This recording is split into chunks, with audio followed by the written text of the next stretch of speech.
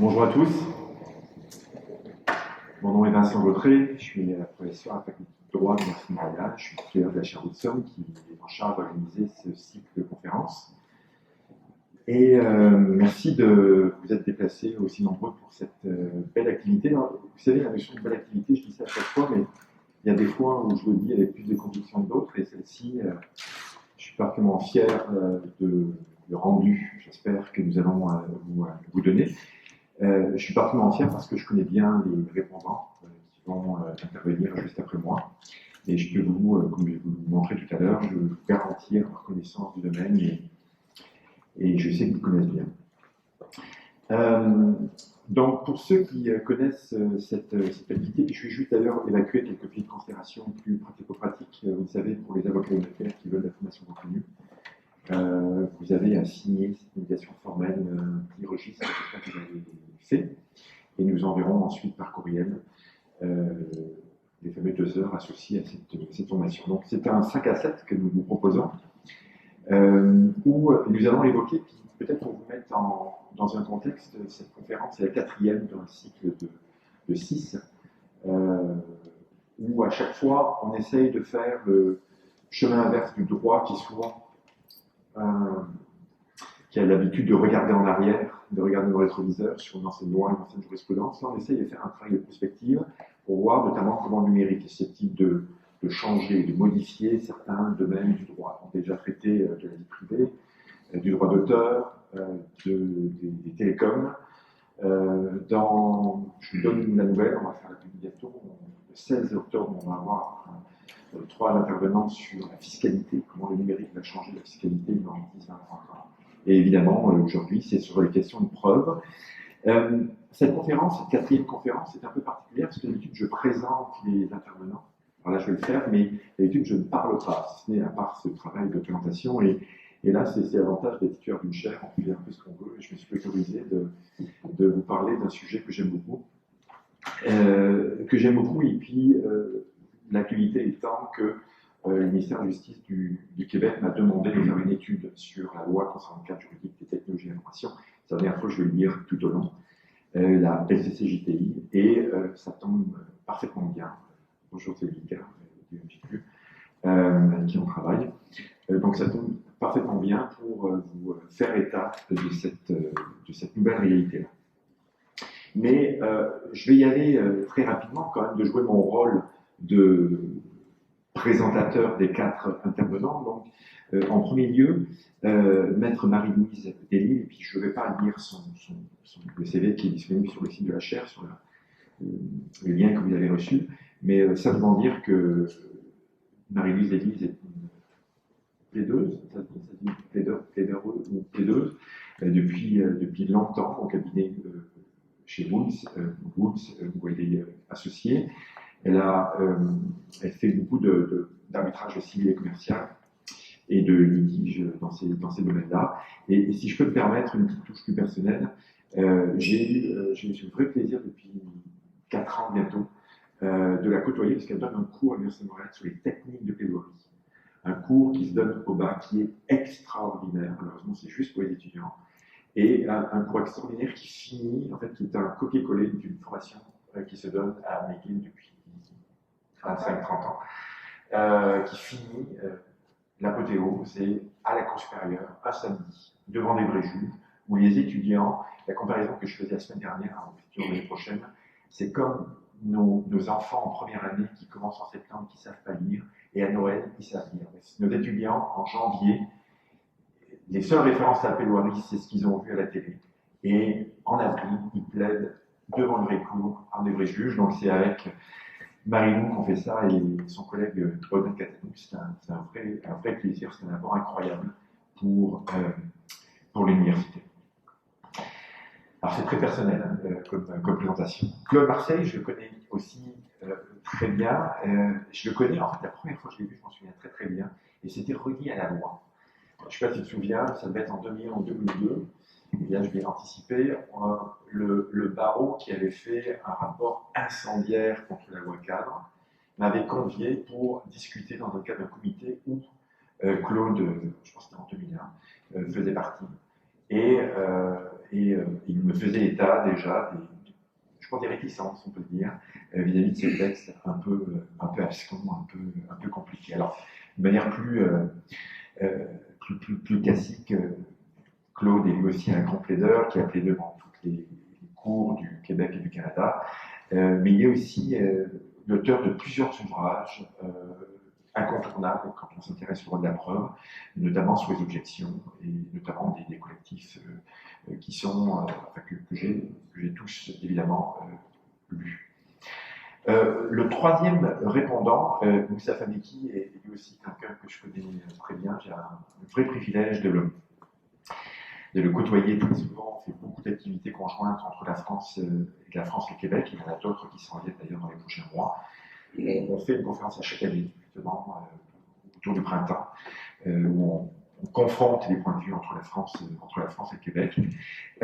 C'est pas du tout dans sa présentation, mais c'est le couteau suisse du droit civil. Il est capable de parler de tous les aspects du droit civil, et notamment les questions de preuve sur lesquelles il a beaucoup écrit plusieurs textes, notamment sur la notion de vérité. Et plus récemment, ce qui est si je peux me permettre, une spécificité que l'on n'a pas forcément, mais très fréquente auprès de nos civilistes québécois, c'est qu'il s'intéresse beaucoup au numérique. Comme civiliste, il a ce regard vers ce déjà demain que constitue le numérique. Il y a beaucoup d'avocats, mais je tiens à signaler aussi que depuis l'an dernier, il est le directeur général de l'Institut national des professions notariales qui a décidé depuis peu de reformuler ou de reformater le processus de formation des notaires et des avocats. Notaires, excusez-moi. L'Institut national des professions notariales. Et c'est donc Mustapha qui est en charge de cet institut. Alors voilà pour les présentations. Et une fois n'est pas coutume en droit civil, j'aurai 3 parties très simples, basées sur le titre, à savoir qu'on va évoquer la preuve face au numérique dans 10, 20, 30 ans. Et c'est donc ces 3 échelles de temps que j'aimerais vous présenter.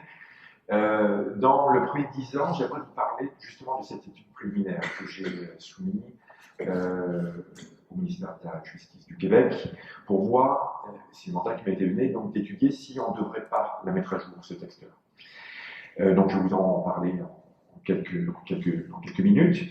Ensuite, en deuxième temps, j'aimerais m'élever un petit peu et puis évoquer si on ne devrait pas considérer certains concepts fondamentaux du droit de la preuve comme étant un peu obsolètes. J'évoquerai notamment la règle de la meilleure preuve. Est-ce que cette notion n'est pas fondamentalement associée au papier? La notion d'original ou numérique est une notion qui ne veut rien dire. Donc il y a plusieurs questions. Il y a aussi la référence que l'on voit dans la loi, mais qui est, je pense, un incontournable, référence aux normes techniques. On n'enseigne pas les normes techniques, à part dans mes cours, avec quelques étudiants ici. Mais je crois que comme avocat, notamment comme avocat, on doit savoir ce qu'il y a dans ces normes techniques-là. Et c'est un changement de la vie qui demande une évolution culturelle assez grande, qui fait que ça va prendre minimalement, me semble-t-il, 20 ans. Et le troisième point, et là on est dans la futurologie, on va évoquer des termes à la mode, comme notamment la blockchain, l'intelligence artificielle, comme des moyens de parvenir à des meilleurs moyens de preuve. Et pour évoquer ces 3 points, les 3 répondants que je vais citer, puis ce sera dans l'ordre ici de la gauche vers la droite, vont chacun évoquer un 10 ans, de 20 ans et de 30 ans. Donc de manière, encore une fois, assez limpide en termes de répartition des tâches. Alors le premier thème sur donc, le premier 10 ans, j'aimerais évoquer donc ce texte-là, qui est un texte qui ne s'imposait pas, qui a donné lieu à beaucoup de résistance. J'ai parlé tout à l'heure du barreau qui avait émis un rapport assez incendiaire en 2000 sur l'avant-projet de loi, en dépit de ce rapport vraiment pas très sympathique vis-à-vis de la loi. La loi était quasiment copiée-collée dans sa forme initiale. Et donc, face à cette situation-là, on a proposé déjà, j'ai quelques copies de papier, j'en ai 8 je pense, si jamais certains étaient intéressés, mais sinon évidemment elle est disponible en ligne sur le site que le ministère avait financé d'ailleurs en 2012 lccgti.ca. Donc vous avez une version numérique qui est disponible sur ce site-là. Et dans cette étude d'une trentaine de pages, il y a 40 questions.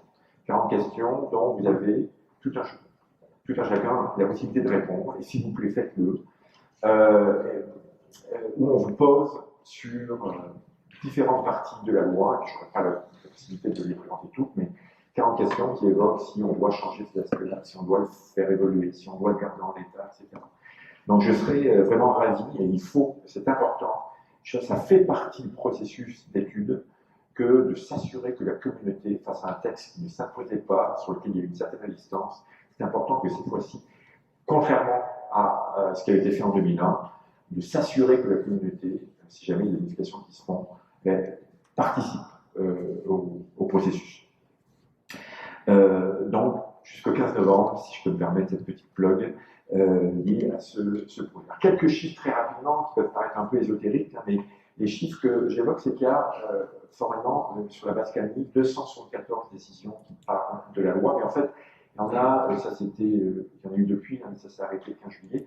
Il y avait 199 qui le développent davantage, mais en bout de ligne, à mes étudiants, je leur fais lire 3 décisions qui véritablement ont compris, c'est peut-être pas le bon terme, ont vraiment traité en profondeur de ce texte, encore une fois, qui est un peu complexe pour le commun des juristes.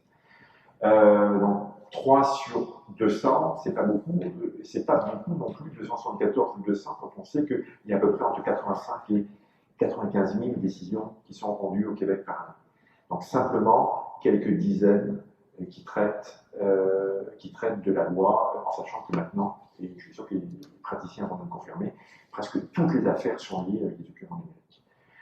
Parmi les chiffres que je vous propose, il y a 88. Ce 88, ça correspond à une décision dont je vais vous parler un peu plus en profondeur, parce que c'est la décision clé phare de la Cour d'appel Benisti contre Coda, dont je vais vous parler à plusieurs occurrences, qui est un texte de avril l'an dernier qui a, pour la première fois, traité en profondeur 88 fois la loi citée dans ce texte-là. Donc c'est la première, je pense, celle avant, qui est une édition importante de 2013 de Cour du Québec, juge Massol, Sécurité et dérive, il y avait 7 occurrences, là on a 88 occurrences. Et puis, pour faire preuve un peu d'optimisme, c'est un texte qui a profondément bien compris le texte, qui a fait un effort, sans doute surhumain, pour prendre une expression de Claude, mais malgré tout, les juges de la Cour d'appel, je pense, ont bien compris le texte en question. Le dernier chiffre que je vous donne, c'est 12, 3, 5, 7, 31, mais ce sont les articles de la loi qui sont les plus souvent cités. L'article 12, qui est un article sur la notion d'original, qui est incompréhensible, qui est une complexité rare, et simplement cité, malheureusement, je pense, parce que les juges le citent, mais ne l'interprètent quasiment jamais. L'article 3 est un article générique sur la notion de document. L'article 5 est souvent cité aussi parce qu'il est cité dans le Code civil à 2 endroits, notamment quand on parle des éléments matériels et des témoignages technologiques. L'article 7, je vais en reparler, c'est une présomption qui n'a pas lieu d'être, une présomption d'intégrité qui n'a pas lieu d'être, me semble-t-il, dans ce texte-là. L'article 21, en fait, un texte assez bien compris sur la transmission des documents qui pose, me semble-t-il, pas trop de problèmes. Alors, quelques chiffres, quelques lettres, et les lettres, c'est des notes que je crois être capable de donner en parlant avec le monde. Alors, généralement, les avocats, quand ils veulent, s'ils devaient noter la loi, ce serait entre C et D. C'est-à-dire, en tout cas, c'est pas très bon, c'est pas bon du tout. J'ai mis A et B parce qu'il y a une chose qui est étonnante, c'est à chaque fois que j'en parle, c'était le cas à Québec quand on y était le 16 septembre, les informaticiens aiment ces textes. Et un informaticien, je suis persuadé qu'il a raison, me disait, c'est un texte en 19-20 ans qui n'a pas vieilli, qui est tout à fait capable de gérer l'arrivée du cloud, qui est tout à fait capable de gérer le big data, qui est tout à fait capable, avec des articles sur la biométrie, même si personne n'en parle, toutes les questions de reconnaissance faciale. C'est un texte qui, par plein de côtés, est incroyablement innovant. Et ça, c'est important aussi de dire ça. On va critiquer beaucoup ce texte-là, mais il y a 2 poids 2 mesures, dépendamment de la formation des différentes personnes.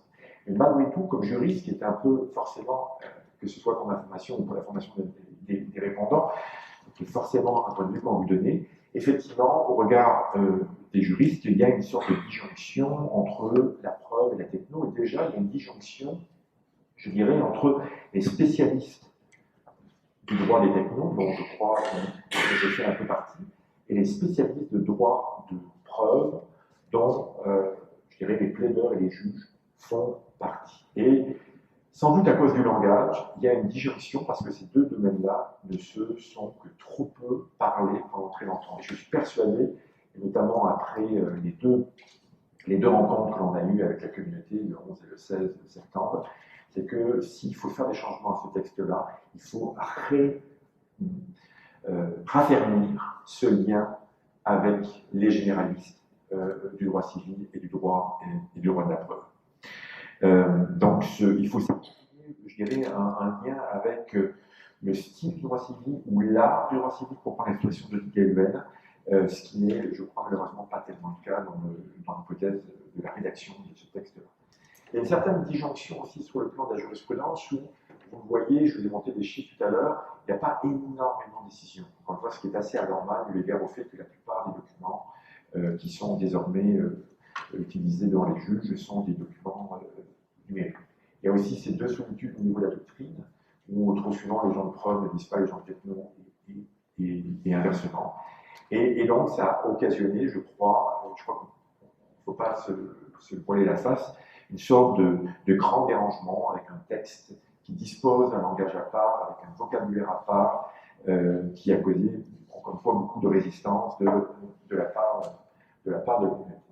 Alors, je ne veux surtout pas avoir un regard trop pessimiste parce que, encore une fois, il y a des, je crois, lueurs d'espoir véritables qu'on peut identifier. Et la première, c'est une décision que je veux citer. Je me suis permis de faire un lien d'une vidéo, c'est très embelli, je m'excuse encore une fois, mais c'est en 18 minutes, j'ai essayé de résumer cette décision-là dans le cadre d'une conférence qu'on avait organisée avec Mustapha.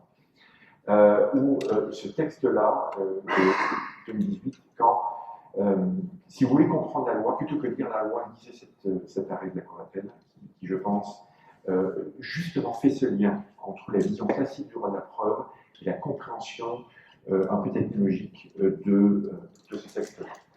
Alors malgré tout, même si on a cette décision-là, je pense que c'est intéressant de regarder qu'est-ce qu'il faudrait ajouter. Qu'est-ce qu'il faudrait ajouter avec ce texte-là, parce qu'encore une fois, c'est peut-être le mandat qui m'a été proposé par le ministère de la Justice. Alors la première, comme je disais tout à l'heure, c'est raffermer le lien entre la loi et le code civil, notamment par le fait qu'à plusieurs reprises, et puis c'est assez complexe, mais il y a des clauses par référence qui sont faites du code civil vers la loi. Et je pense que ce serait bien d'autonomiser parfois certains textes pour que l'ensemble, pour que le commun des juristes n'aient pas à switcher d'un texte à l'autre, comme ça se fait d'ailleurs en France. En quelques articles, il y a eu quelques éléments, même si on les bien moins, qui définissent par exemple l'écrit, la signature, l'original. Donc ça, c'est à mon avis un premier élément qu'il faudrait ajouter. Mais peut-être plus important que rajouter certains nouveaux éléments, c'est important de rappeler que la loi ne change pas tout. Et du fait du vocabulaire, du fait de la facture de la loi, beaucoup de gens ont considéré que ce texte mettait à terre le droit de la preuve, ce qui peut-être n'est pas si énorme que ça. Et comme ça apparaît d'ailleurs assez bien, me semble-t-il, dans cet arrêt bénistique contre Cloda, où si vous lisez les 5 parties de la décision, en 2 mots, pour ceux qui n'ont pas de décision, il s'agissait d'évaluer un enregistrement, une personne n'est pas très content des services qui étaient faits par son courtier financier. Et comme il a quelques doutes sur des ordres, sur l'application des ordres qu'il lui a donnés, il enregistre les communications téléphoniques. Et il vient devant le juge avec un enregistrement audio, donc on ne sait pas très bien comment le document a été constitué. Et voilà, je voudrais mettre en preuve certains enregistrements téléphoniques que, je pense, sont présentés sur un CD-ROM. Et donc, de manière excessivement irréprochable, me semble-t-il, les juges de l'appel ont très bien identifié les 2 étapes successives. D'une part, on analyse les règles d'admissibilité qui s'appliquent en preuve, et ensuite on analyse les questions de force probante. Structure à 2 étages, qui n'est absolument pas remise en cause par la loi. Et donc, c'était important, donc, d'une part, de dire c'est quoi comme élément de preuve, en l'occurrence ici, à juste titre, ça a été considéré comme étant un élément de preuve. Et ensuite, on a identifié si on devait qualifier aussi ce document-là comme étant un document technologique. Il finit d'ailleurs sur ce point-là en disant que c'est même pas, c'est plus théorique que pratique, mais ils l'ont fait quand même. Et ensuite, ils évaluent la preuve pour vérifier que ce document est authentique, exactement comme l'authenticité était comprise avant l'intervention de la loi. La notion d'authenticité n'a absolument pas été biffée par la loi, même si désormais dans la loi, on voit cette notion d'intégrité.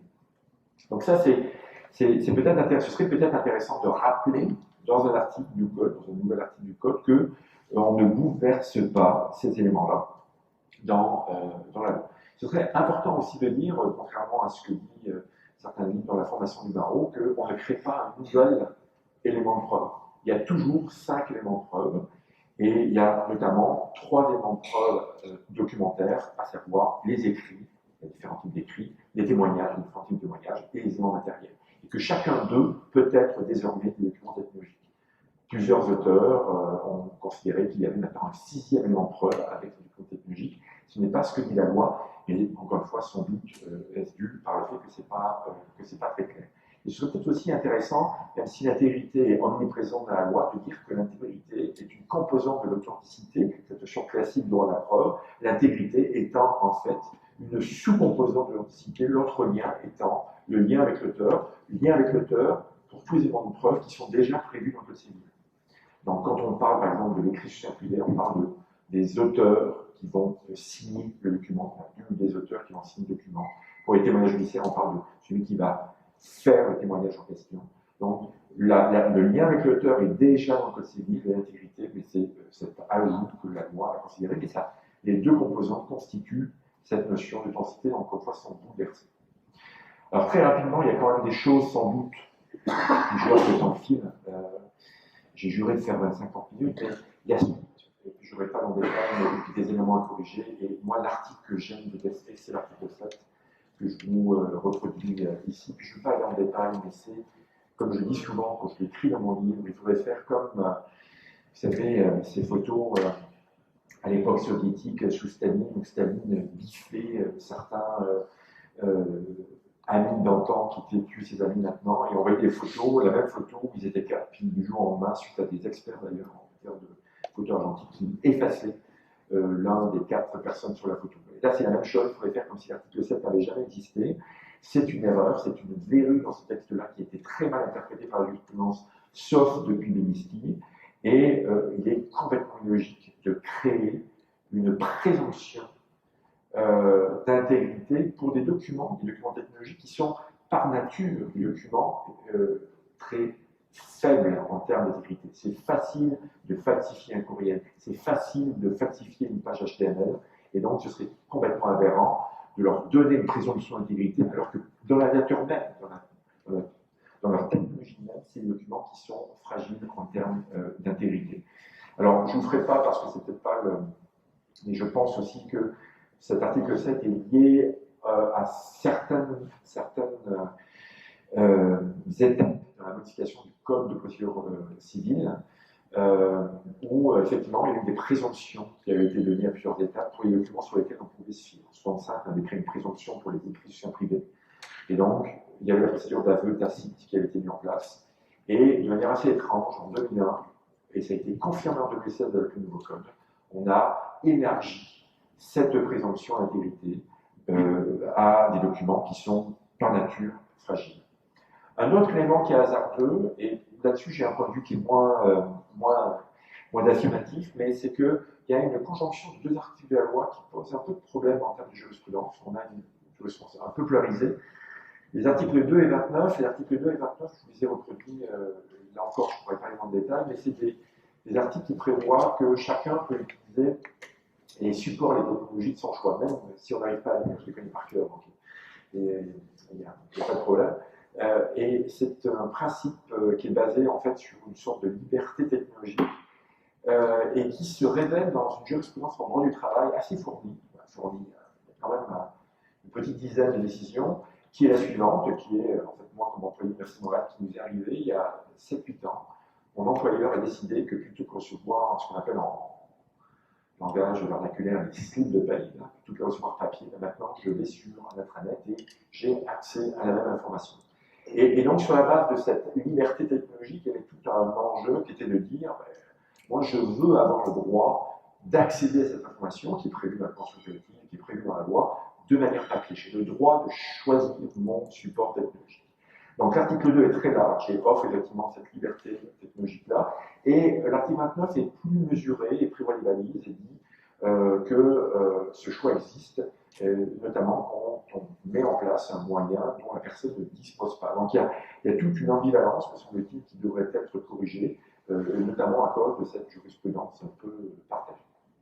Très rapidement, un troisième, il y en a d'autres, mais un troisième point qui pose évidemment possiblement problème, je suis sûr que Claude Marseille aura l'occasion d'y revenir, c'est les deux formes de reproduction qui sont prévues dans le Code civil, l'article 28-41, qui prévoit une distinction entre la copie, la bonne vieille copie que l'on connaît, et une nouvelle forme de reproduction qui s'appelle le transfert, qui a été prévu en 2001. Et pour être tout à fait honnête, moi j'ai compris cette notion-là en écrivant un texte avec Patrick Gingras en 2009.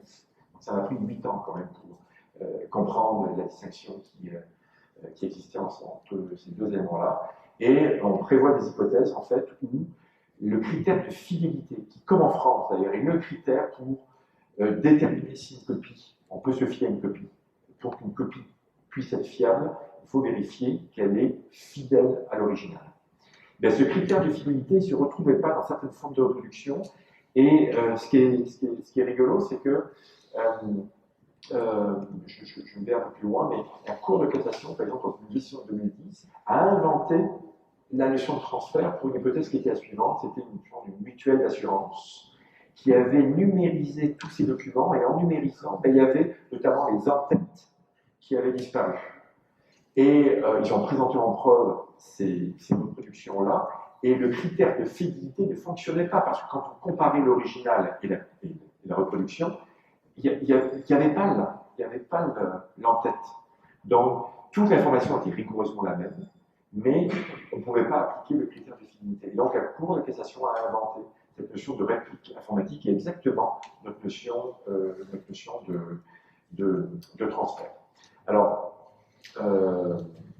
je pense, je ne veux pas en détail, mais qui pourrait avoir aussi, même si je sais que Claude voudrait qu'on harmonise les deux, j'ai encore une petite tendresse pour cette distinction entre les deux, mais on verra dans mon rapport final. Je ne l'ai pas dit, qui est dû pour mars 2020, suite à une série de consultations que nous avons à faire avec plusieurs institutions, à plusieurs juges, etc. 20 ans maintenant. Mon premier point était plus long. 20 ans, je vais aller plus vite. J'ai identifié peut-être deux éléments, en deux, mais un qui est ma marotte. Et qui est ma marotte, je suis assez fier parce que c'est une marotte qui est reprise un petit peu dans l'édition Benevski. C'est que je me suis rendu compte que très souvent, dans la jurisprudence, les juges ne qualifiaient pas les emprunts. Ils voyaient un courriel, ils voyaient une photo, ils ne qualifiaient pas, ils ne disaient pas c'est un écrit, si c'est un écrit sous 2832, ou c'est un numéro matériel, ou c'est une autre forme d'écrit, ou éventuellement ça prend forme de témoignage. Les juges ne qualifiaient pas des courriels, ou des reproductions, ou des captures d'écran, et disaient simplement c'est un document technologique. Et effectivement, c'était compliqué des fois de qualifier. Voilà, c'est ça, c'est cette première étape là, que je vais vous montrer tout à l'heure, qui était souvent biffée dans la jurisprudence. Et donc, dans mon livre, j'ai proposé en fait un moyen de distinguer, notamment pour un courriel, le moyen de qualifier qui a été globalement repris dans Benevski, c'était de dire en fait un écrit, la fonction d'un écrit, c'est basé sur la notion d'équivalence fonctionnelle, c'est-à-dire de savoir quelles sont les fonctions d'un écrit, quelles sont les fonctions d'un témoignage, quelles sont les fonctions d'un matériel. La fonction d'un écrit, c'est la fonction de la définition de l'écrit littéral, c'est-à-dire de prévoir le futur. On fait un écrit pour, si jamais il y a un litige en 2 ans, qu'on puisse ressortir le document-là. On fait un contrat pour cette hypothèse-là qui peut surgir dans le futur. Le témoignage, au contraire, c'est de faire état de faits passés. Et l'élément matériel, c'est un Polaroid, c'est une photo d'une situation donnée à un moment T. Et cette dissection-là a été un peu reprise donc, dans l'enregistrement audio qui a été présenté dans Bedisti, et ils ont dit effectivement que le fait que cet enregistrement permettait de montrer des faits concomitants permettait de qualifier ce document comme étant un élément matériel. Alors je pense quand même qu'il y a tout un débat, là je vous mets une reproduction, si vous le voulez, le PowerPoint sera mis en ligne dès ce soir. Alors ceci dit, et c'est une vraie question qui m'avait été d'ailleurs présentée lors d'un atelier, je pense que c'était là, Claude, avec, c'était pas Nassio qui avait présenté ça, je pense que je l'avais invité. Il avait dit, mais est-ce qu'on a encore besoin, est-ce qu'on aurait encore besoin de cette dissection-là? Est-ce qu'on ne pourrait pas non plus évaluer le document, peu importe, ce qui importe dans le document, c'est la force probante du document, et pourquoi faire un régime distinct? Et c'est intéressant qu'on voit parce que la règle de meilleure preuve, comme je disais tout à l'heure, est une notion qui est arrivée lors de la généralisation du papier. C'est une référence qu'on peut faire remonter à Edith Moulin pour le droit français, au Statute of Frauds 1677 pour le droit anglais. C'était des périodes où, pour formaliser certains contrats plus importants, on a mis en place cette règle de la meilleure preuve. Même chose pour la prohibition de oui-dire. À bien des égards, la prohibition de oui-dire a été déterminée à une époque où on n'avait pas des enregistrements. Et dans bien des hypothèses, des enregistrements audio sont sensiblement plus fiables que des témoignages judiciaires qu'une personne relate pour des faits qui sont passés 4 ou 5 ans plus tard. Dans le cours que j'ai mentionné tout à l'heure, la première année, avec Samuel Pachan, il était dans la salle et à un moment donné, suite à l'intervention de Marie, il a commencé à faire une esclande et a plus ou moins insulté dans la classe. C'était voulu, là. A plus ou moins insulté Marie-Louise et est parti de la classe. Toute la classe est un peu commissionnée par cette esclande qui arrive dans la salle. Et puis, je pense que c'est 15 minutes plus tard, elle dit, vous savez, cette esclande, c'était voulu. Décrivez-moi la personne qui était là. Et puis, c'était assez troublant de voir que il y avait une perception tout à fait différente de ce petit fait qui était assez furtif. Et pour montrer encore une fois que sur le tout témoignage judiciaire peut être peut-être source à quelques divergences de perspectives. L'original, je vous envoie un courriel, je vous envoie par courriel mon PowerPoint, je suis incapable technologiquement de vous dire si le fichier qui est sur mon ordinateur, celui que vous recevez, lequel des deux l'original. C'est une notion qui est éminemment associée au papier, la notion d'original, et du passé, et pour moi, foncièrement associée au support physique. Faute de temps, je vais aller très vite, mais le deuxième point qui me semble devoir être étudié, comme je l'ai dit tout à l'heure, c'est l'interaction entre les normes techniques et les normes juridiques. Classiquement, je prends dans la loi cadre, il y en a plein d'exemples, vous avez des hypothèses où une disposition prévoit que pour transmettre un document qui contient des données confidentielles, vous devez utiliser un mode de sécurité qui est approprié aux circonstances. Article 34. Approprié aux circonstances, c'est quoi? Si vous voulez objectiver cette obligation-là, qui est forcément générique, parce qu'elle va s'appliquer à une banque et à un dépanneur, vous pouvez faire référence à des normes techniques qui, elles, vont faire référence à des procédures et des politiques internes que vous avez développées.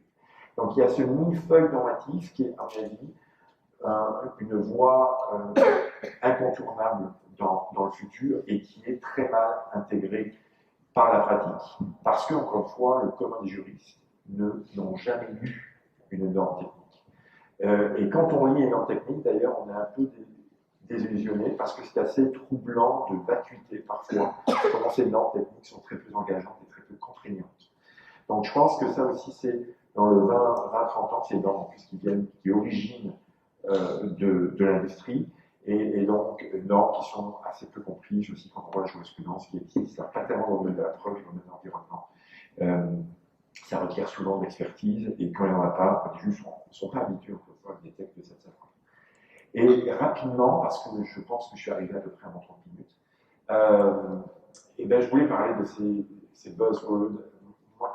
Alors le dernier, qui m'énerve particulièrement, c'est le son de RegTech. Je ne sais pas si vous la connaissez. Alors ça, c'est vraiment ce terme que j'aime particulièrement détester, mais j'ai une certaine aversion aussi avec les termes de blockchain, et j'ai quelques anciens étudiants qui travaillent au laboratoire qui sont, je les appelle avec beaucoup d'amitié, les prosélytes. Je pense que c'est important d'être confronté aussi avec des gens qui ont peut-être une croyance plus grande vis-à-vis de ces technologies. C'est peut-être dû, comme disait Michel Serres, au fait que je suis de plus en plus vis-à-vis des technologies un grand papa ronchon, comme pour reprendre son expression. Donc je crois simplement qu'il faut avoir une certaine ambivalence entre des espoirs véritables. Je ne suis pas du tout technophobe, évidemment, c'est totalement. J'avais un souper hier avec un plaideur qui trouvait inconcevable, il avait raison, comment maintenant c'est indûment difficile de déposer un fichier numérique à un juge.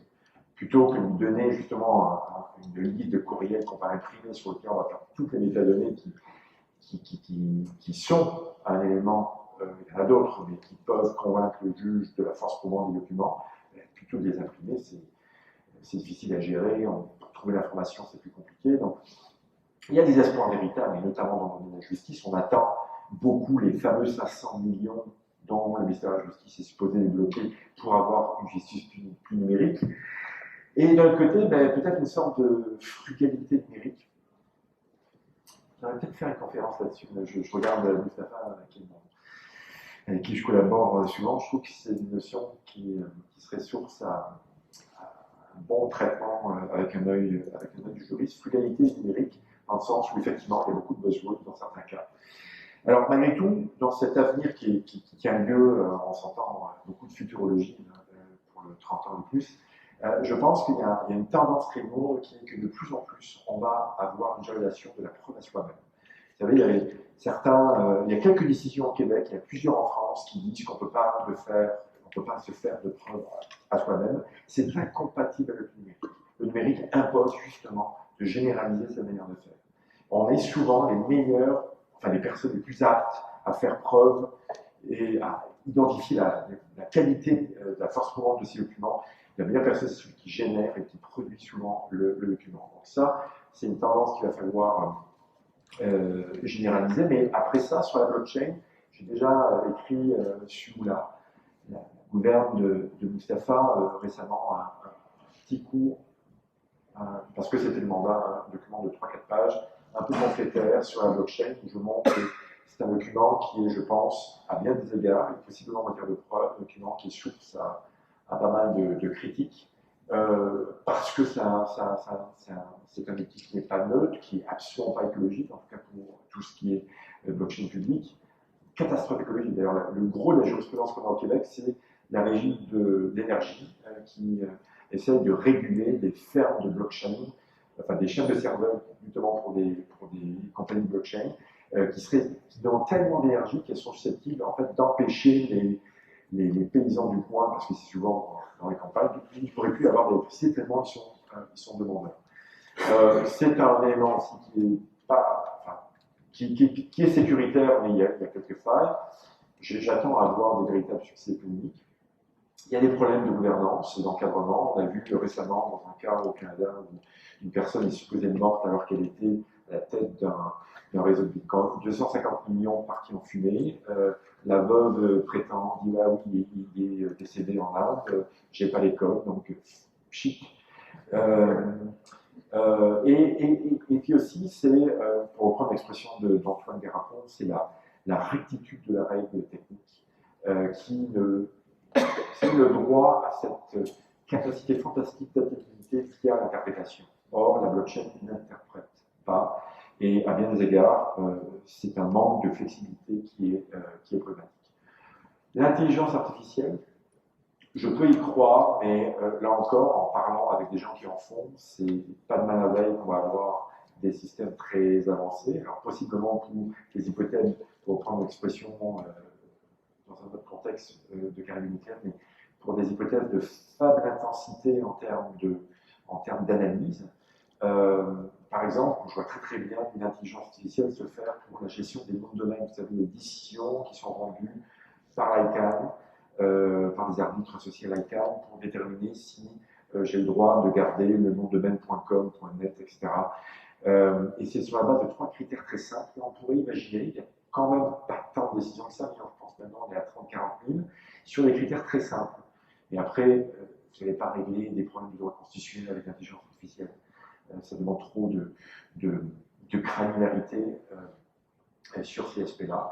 Puis je crois de manière générale que l'intelligence artificielle ne sera véritable que si on est capable de responsabiliser ceux qui en font. C'est un autre problème. Donc, à certains égards, je pense qu'il faut s'être un peu suspicieux vis-à-vis des sirènes technologiques, même si, encore une fois, il y a évidemment des bienfaits de la numérisation, et notamment les technologies les moins avancées possibles. Je vous parlais des tribunaux en ligne. Ça ne requiert pas de la blockchain et de l'intelligence artificielle, ça représente simplement des réseaux un peu sécurisés où on va pouvoir déposer du contenu. Des choses qu'on sait faire depuis des décennies. Et donc c'est du numérique, mais ce n'est pas du numérique de haute volée comme peut constituer l'intelligence artificielle ou la blockchain. Alors là, j'ai cité l'article 26 du Code de procédure civile qui veut privilégier l'usage des technologies dans la procédure, sous réserve, et c'est une réserve qu'il va falloir à un moment donné faire basculer, qui est la capacité des tribunaux, puis peut-être la capacité des juges aussi, à recevoir des documents numériques. Alors voilà sur ma présentation de 35 minutes, j'excuse un peu du délai, et sans transition, je vous proposerai aux répondants d'agir. On avait parlé de 10-15 minutes, et ça devrait nous laisser, si vous êtes d'accord, un bon 30 minutes de questions, peut-être pour l'ensemble. Vous avez offert une copie de la loi? Oui. Je l'ai déposée devant, mais voici la. Vas-y, qui m'en dit. Oui. Oui, merci Vincent. Alors, le point de vue qui vous sera offert de mon côté est plutôt le point de vue d'une praticienne, contrairement à professeur Boucher, qui manifestement manie plus facilement les concepts que les membres de notre cabinet qui font la pratique au tribunal. Alors, avant de voir qu'est-ce que la loi devrait avoir comme image dans 10 ans, peut-être regarder comment elle est appliquée aujourd'hui, quel est l'impact que cette loi a dans notre pratique aujourd'hui. Alors, je me suis permis de faire une mini-enquête dans mon cabinet. Nous sommes un cabinet de litige, nous faisons uniquement du litige, nous sommes 30 avocats, donc nous sommes beaucoup à la cour, et malgré le fait que la loi a été adoptée en 2001, un seul avocat chez nous avait utilisé ou appliqué la loi dans sa pratique. Alors, avant de penser à 10 ans, peut-être qu'on doit revenir et voir quelle est l'utilité de la loi aujourd'hui. Si on répond à la question « Quel a été l'impact de la loi dans ta pratique ?» La réponse est, lorsque je me présente devant un tribunal, la réponse est aucune. Pour moi. Pour un seul avocat chez nous, il y a une différence. Pourtant, il y a un faible taux d'utilisation et non seulement elle n'est pas utilisée, elle n'est pas connue pour beaucoup. Moi, je connaissais la loi. J'avais eu la chance, parce que je travaillais avec Claude, on avait écrit, ou en tout cas, on s'était penché sur la question lors de son adoption. Mais pour les avocats qui sont un peu plus âgés, peut-être qui souvent ils n'ont pas connaissance, pardon? Oui, on avait fait un article ensemble. Pour les avocats plus âgés, parfois, ils n'ont pas connaissance de la loi. Pour les plus jeunes, paraît-il qu'on met beaucoup d'emphase au barreau sur l'enseignement de cette loi. Mais même ceux qui l'enseignent ne savent pas qu'elle est plus ou moins appliquée. Et pourtant, les gens ne la connaissent pas, mais pourtant, les articles du Code, ils font expressément référence, les articles du Code civil du Québec. Donc, c'est quand même étonnant. Les raisons qui peuvent expliquer le faible taux d'utilisation, en pratique, les documents technologiques font l'objet d'admission le plus souvent, autrement. Alors, aucun membre de cabinet, par exemple, n'a eu de problème lors de l'admission de documents technologiques. Deuxième raison, je pense que la complexité des termes, des concepts, peut nous rendre frileux à essayer d'invoquer la loi pour contester. Et comme corollaire, ce qui peut nous donner des idées, par contre, si on veut mettre des bâtons dans les roues à notre adversaire, je pense que ça pourrait être une bonne stratégie d'invoquer la loi pour contester le dépôt de certaines preuves parce que cet avocat va certainement être démuni devant l'absence de lignes directrices par les tribunaux sur l'application de la loi des certaines ambiguïtés qui ont été relevées par la doctrine. Beaucoup de doctrines existent sur la loi, mais peu, et la doctrine relève majoritairement des ambiguïtés ou des incohérences qui n'ont pas été nécessairement traitées par la jurisprudence. Alors, c'est probablement une autre des raisons pour lesquelles la loi n'a pas été beaucoup utilisée par les avocats en pratique. Bien qu'elle n'ait pas beaucoup utilisée, je pense qu'il y a lieu quand même de la restaurer pour essayer d'harmoniser, notamment avec le Code civil du Québec qui y fait référence. Et d'abord, le premier conseil qu'on pourrait donner pour restaurer la loi, c'est de la simplifier. Soit fait référence brièvement sur la notion de copie, la distinction qui existe entre la notion de copie et de transfert. Je pense que Paul va y revenir, mais pour nous, plusieurs avocats se demandent quel est l'impact de cette distinction et est-ce qu'elle a un statut supérieur à l'autre. C'est les questions qui sont posées. Pourtant, la distinction a un réel impact et certains avocats même ne savent pas, praticiens ne savent pas, par exemple, qu'un courriel qui est imprimé constitue un transfert au sens de la loi, mais beaucoup vont penser que c'est une copie.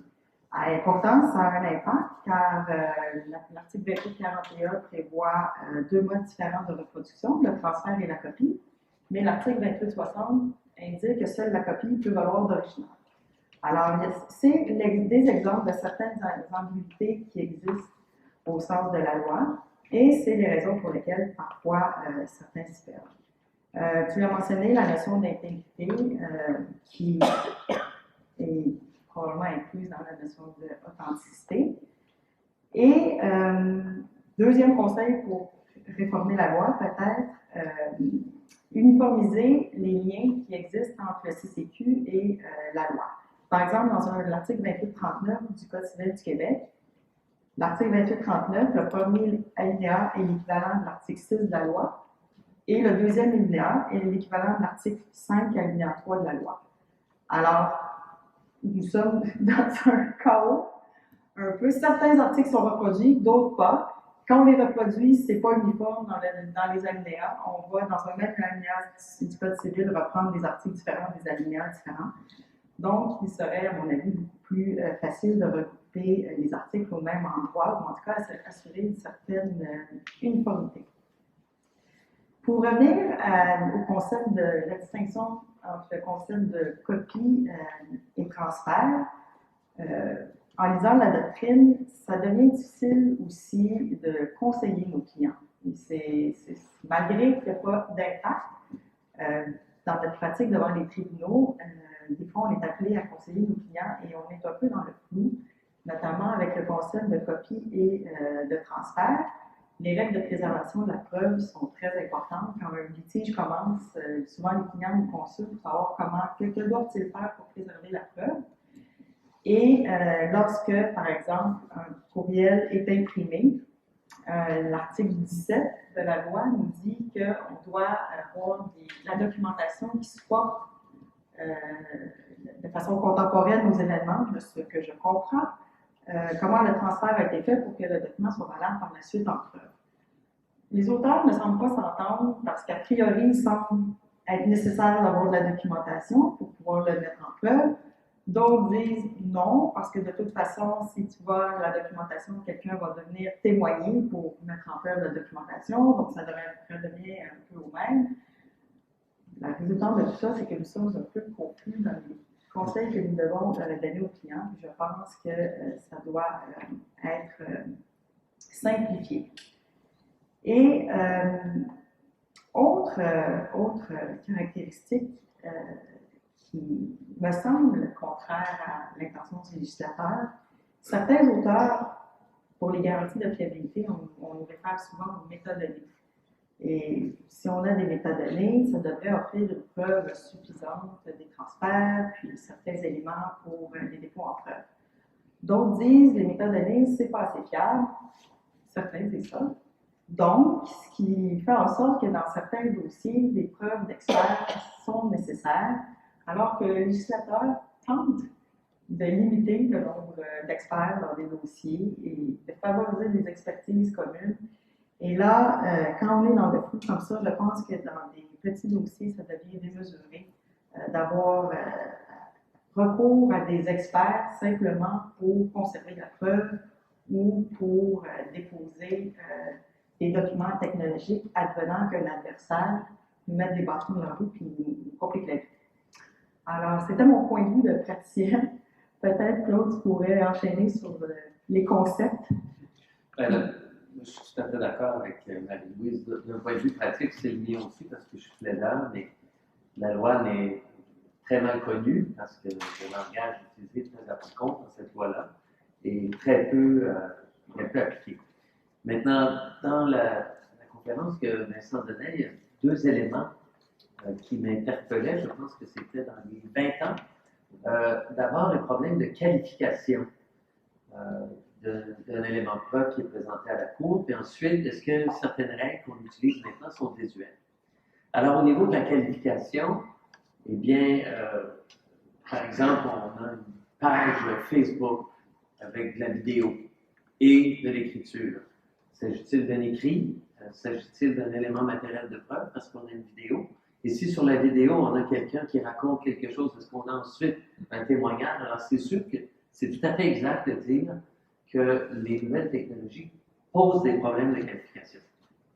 Maintenant, ce qui cause beaucoup de confusion chez ceux qui ne jonglent pas avec les moyens de preuve à tous les jours comme nous, on doit le faire, c'est la taxonomie qui a été adoptée au Québec. Donc, d'abord, on est dans un système de preuves accusatoires et contradictoires qui est inspiré au niveau de la procédure du droit anglais et au niveau du droit substantiel du Code Napoléon. Donc, on a un système tout à fait particulier au Québec où on applique des règles de preuve inspirées de la France, mais dans un système procédural anglais.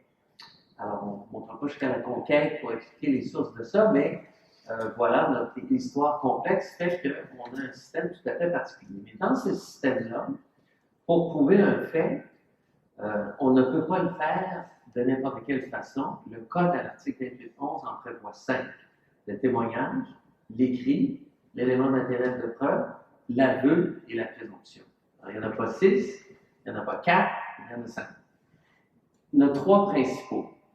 Le témoignage, l'écrit, l'élément matériel de preuve, parce que, dans le fond, l'aveu est une sorte de témoignage, si on veut, c'est-à-dire c'est une déclaration par une personne qui dit quelque chose qui est contre son propre intérêt. Donc, il y a une valeur probante particulière à cause de ça, mais dans le fond, on peut voir ça comme un témoignage.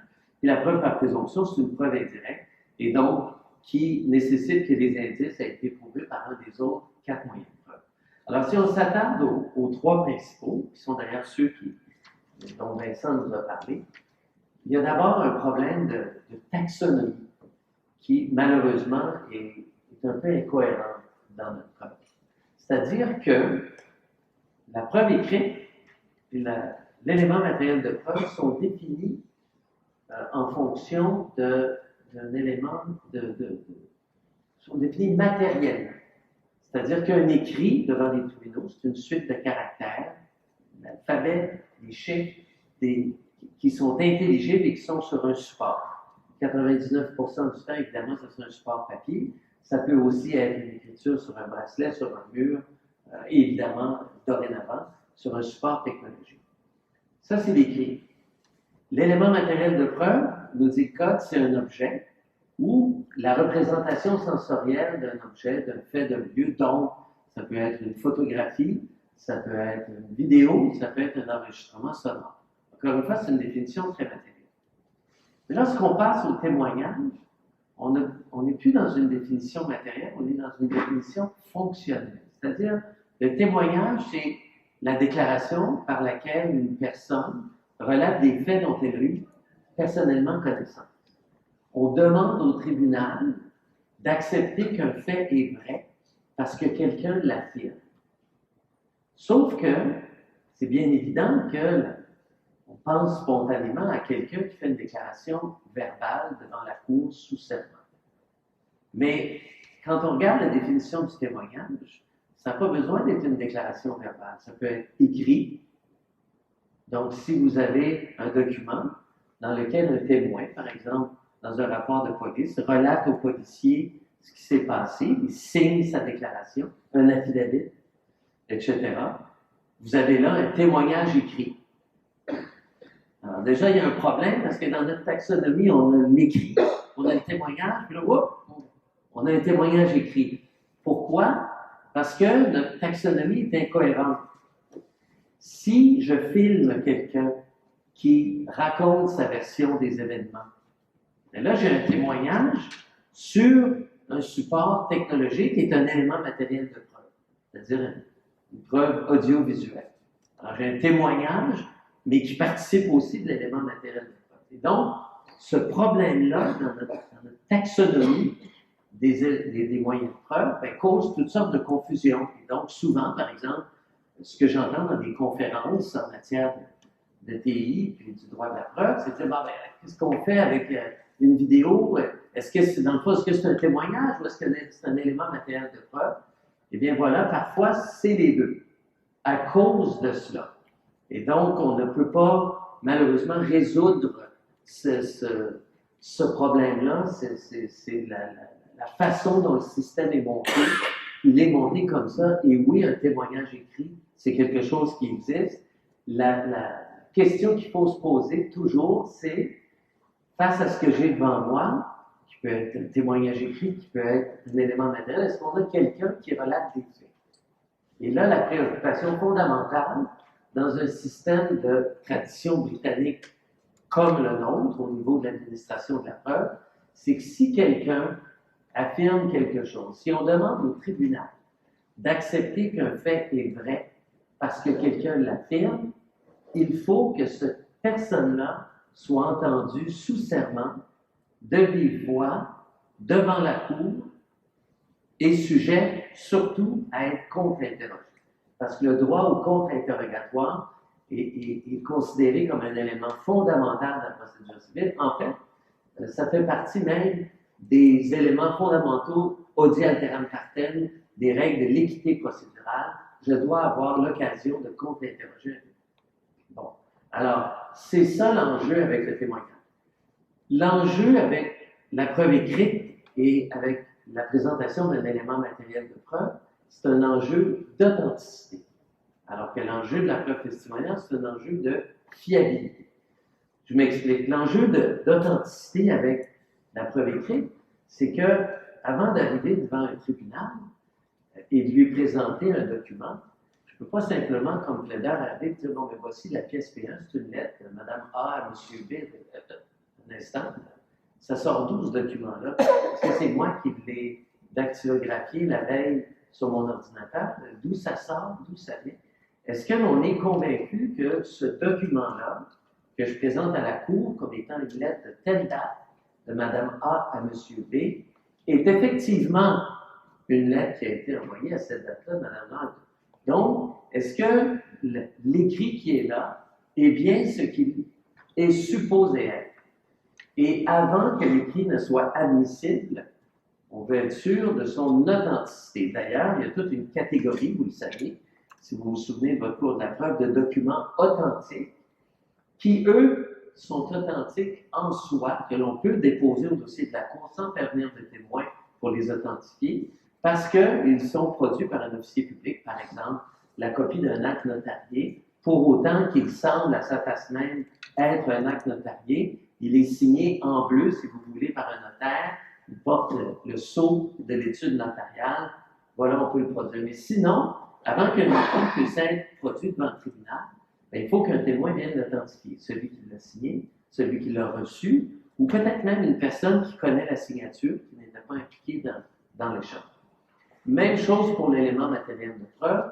On a un enjeu d'authenticité. D'ailleurs, c'est pour ça que le Code nous dit qu'avant qu'un élément matériel de preuve puisse être admis en preuve et avoir une force probante, il faut d'abord établir son authenticité. Donc, si j'arrive avec une photographie, est-ce bien une photographie de l'endroit, par exemple, qui a été photographié? Est-ce qu'elle est fiable? Est-ce que ça a été pris selon un angle impossible? Ou le classique, c'est un enregistrement sonore? Est-ce que c'est un enregistrement sonore? La question s'est posée dans la cause dont Vincent posait. Est-ce que c'est un enregistrement complet? Est-ce qu'il a été repiqué? Est-ce qu'on a mis seulement certaines parties de cet enregistrement-là qui font l'affaire de celui qui le produit? Bref, avant qu'on puisse considérer l'élément matériel de preuve, il faut établir son authenticité. Alors que quand on a un témoin, le problème est plutôt un problème de fiabilité. Vincent disait l'expérience qui a été faite dans votre cours où quelqu'un fait un éclat et se sauve, puis évidemment, il n'y a pas deux personnes qui se souviennent de l'événement de la même façon. Bon. Alors, c'est sûr qu'au niveau de la perception des événements, au niveau de la mémoire des événements, de la façon dont on les relate, et sans compter les biais qu'on peut avoir devant le tribunal parce qu'on est allé d'une partie où on a un enjeu dans la cause, c'est toutes sortes de facteurs qui font en sorte que ce que le témoin dit n'est peut-être pas exactement conforme à la réalité. D'où la nécessité dans notre système de pouvoir contre-interroger le témoin. Alors, cet enjeu-là de fiabilité avec le témoignage, à mon sens, Vincent, je sais que tu as mentionné la règle du oui-dire. Est-ce que la prohibition du oui-dire est rendue désuète dans le cadre des nouvelles technologies de l'information? Je ne pense pas, parce que un témoignage écrit, ou même un témoignage qui a été enregistré sur une bande vidéo, peut-être même peu de temps après les événements, malheureusement, je ne peux pas le contre-interroger. C'est ça la difficulté.